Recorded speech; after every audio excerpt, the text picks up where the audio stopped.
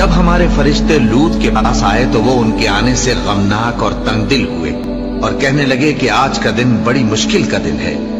اور لوط کی قوم کے لوگ ان کے پاس بے تحاشا دوڑتے ہوئے آئے، اور یہ لوگ پہلے ہی سے انتہائی بےہودہ حرکتیں کیا کرتے تھے۔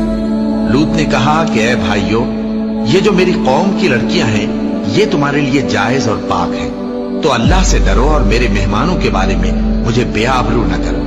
کیا تم میں کوئی بھی شائستہ آدمی نہیں؟ وہ بولے، تم کو معلوم ہے کہ تمہاری ان بیٹیوں کی ہمیں کچھ حاجت نہیں، اور جو ہماری غرض ہے اسے تم خوب جانتے ہو۔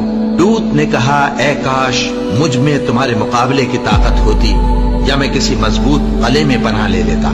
فرشتوں نے کہا، اے لوط، ہم تمہارے پروردگار کے فرشتے ہیں، یہ لوگ ہرگز تم تک نہیں پہنچ سکیں گے، تو کچھ رات رہے سے اپنے گھر والوں کو لے کر چل دو، اور تم میں سے کوئی شخص پیچھے مڑ کر نہ دیکھے، مگر تمہاری بیوی کے جو آفت ان پر پڑنے والی ہے وہی اس پر بھی پڑے گی۔ ان کے عذاب کے وعدے کا وقت صبح ہے، اور کیا صبح کچھ دور ہے؟ پھر جب ہمارا حکم آیا، ہم نے اس بستی کو الٹ کر نیچے اوپر کر دیا، اور ان پر پتھر کی تہ بتہ کنکریاں برسائیں، جن پر تمہارے پروردگار کے ہاں سے نشان کیے ہوئے تھے، اور وہ بستی ان ظالموں سے کچھ دور نہیں۔